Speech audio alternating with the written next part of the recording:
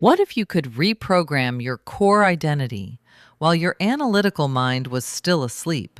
There is a precise window where your brain's logical resistance vanishes, allowing for deep neural synchronization. We're showing you how to plant affirmations during this shutdown, ensuring they take root before your skepticism restores its guard. Welcome back to the Affirmation Science Lab, where we blend neuroscience, psychology, and emotional safety to help you create real, lasting change. If you've ever repeated affirmations and felt your mind instantly respond with, "That's not true, that's impossible," you're lying to yourself. You're not failing. Your brain is doing exactly what it was designed to do. The conscious mind acts like a neurological security system. Its job is to maintain stability, predictability, and identity consistency. And any belief that threatens your current self-concept is often treated like a biological threat. But during certain stages of sleep, that security system temporarily powers down, and that changes everything. Your conscious mind is not neutral. It's protective. The prefrontal cortex, especially the dorsolateral prefrontal cortex, helps regulate logic, self-monitoring, decision-making, and reality testing. In simple terms, it acts like an internal gatekeeper. Every new idea gets scanned for compatibility with your existing identity. So when you say, "I am confident," "I am worthy," "I am successful," your brain immediately compares that statement against stored emotional memories and past experiences. If the affirmation conflicts with your existing neural map, the prefrontal cortex flags it as inaccurate, and resistance begins. That resistance often sounds like, "This feels fake. I don't believe this. Nothing has changed. Stop pretending." This is why forcing affirmations during full waking consciousness often creates internal friction instead of transformation, because the firewall is still active. Many people assume affirmations work through simple repetition, but repetition without receptivity rarely creates lasting identity change. The brain must enter a state of heightened plasticity, a state where neural pathways become more flexible, more impressionable, and less defended.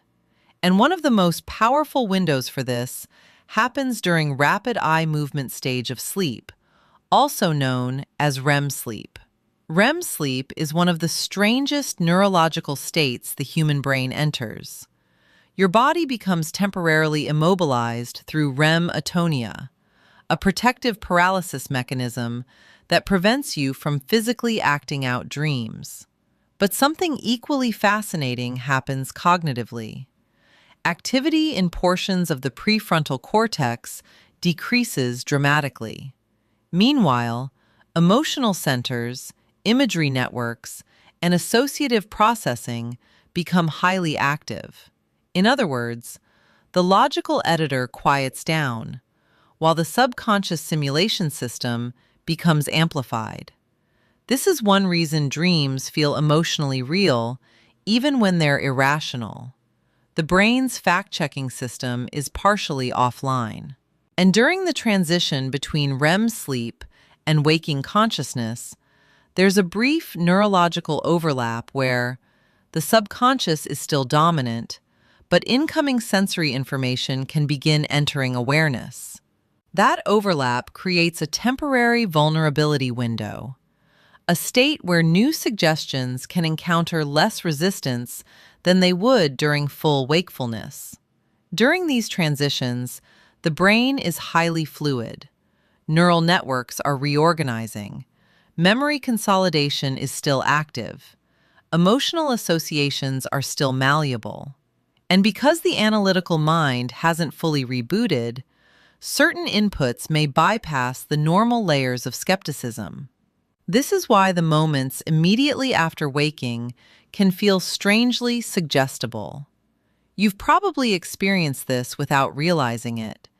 That foggy state where reality still feels soft, where emotions feel unusually accessible, where thoughts seem to imprint more deeply. That's not weakness. That's transitional neuroplasticity.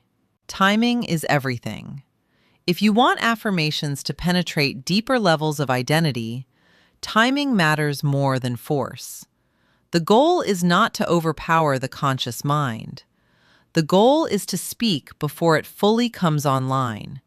That means utilizing the final REM cycles before waking, the first moments after awakening, and hypnopompic states where cognition is still partially dissolved. These states reduce critical filtering, and that reduction creates opportunity. The morning after is also a critical time. The seconds immediately after waking are neurologically unique. The prefrontal cortex is still regaining full executive function. Attention is unstable. Internal imagery is still active, and suggestibility may temporarily increase. The first thoughts, emotions, and behaviors after waking can either reinforce the new pattern or reactivate the old identity loop. Morning after integration is about protecting the mental and emotional state you created during sleep before old patterns fully reactivate. When you first wake up, avoid immediately reaching for your phone, checking emails, or flooding your mind with stress and distraction. Instead, spend the first few minutes reinforcing the beliefs you want to strengthen. Take a few slow breaths. Replay one or two key affirmations.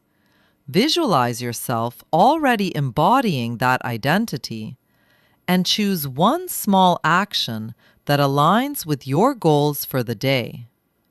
The brain is especially impressionable during this transition from sleep to wakefulness, so your first thoughts, emotions, and behaviors can either deepen the new neural pattern or pull you back into familiar emotional conditioning.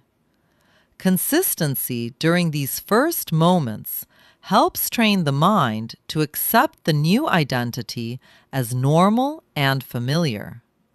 Remember this: the brain is especially impressionable during unstable transitions between states. So if you use audio affirmations, keep the tone slow, emotionally grounded, and minimally stimulating.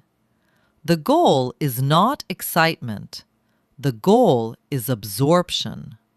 You can also automate audio playback during early morning REM-heavy cycles, near your estimated wake-up time, or immediately after gentle alarms. This allows affirmations to intersect with transitional brain states more consistently. But keep in mind that you don't need to perfectly time affirmations to a specific REM cycle for them to be effective. One of the simplest and most powerful ways to use sleep affirmations is to simply turn the audio on before bedtime and allow it to play softly throughout the night. As you naturally move through multiple sleep cycles, your brain repeatedly transitions between light sleep, deep sleep, REM sleep, and brief moments of partial awareness. By keeping the affirmations playing continuously, your mind encounters those messages during many of these transitional windows automatically, without effort, monitoring, or interruption to your rest. The goal is not precision or force. The goal is gentle, repeated exposure. Over time, the subconscious mind becomes more familiar with the emotional patterns, beliefs, and identity statements being reinforced. Consistency matters far more than trying to engineer the perfect neurological moment. Simply relax, allow yourself to fall asleep naturally, and let repetition work quietly in the background while your mind and body rest. If you want lasting subconscious change, repeat the process consistently, reinforce emotionally believable beliefs, and gather real-world evidence that supports the new identity. Because the brain ultimately trusts experience more than words, affirmations are most effective when paired with emotional safety, repeated exposure, behavioral evidence, and nervous system regulation. This is not magic, it's neurobiology. So tonight, as your conscious mind powers down and your internal gatekeeper begins to loosen its grip, understand this. There is a brief moment where the brain becomes more open, more flexible, and more impressionable than at any other point in your day. And what you repeatedly feed your mind during that window can begin shaping the architecture of your new identity. Not instantly, not mechanically, but gradually, through repetition, emotional association, and neural adaptation. Because transformation doesn't happen when the mind is fighting itself. It happens when resistance softens long enough for something new to take root. Your brain already has a built-in window for transformation. You've simply never been taught how to use it. When you learn to speak to the mind while the gatekeeper sleeps, you unlock a level of identity change that daytime effort could never achieve. If this helped you understand your mind in a deeper, more scientific way, tap like so more people can find it. Subscribe if you want more neuroscience-based tools for identity rewiring. And come back tomorrow. Your transformation is a daily practice, not a single moment.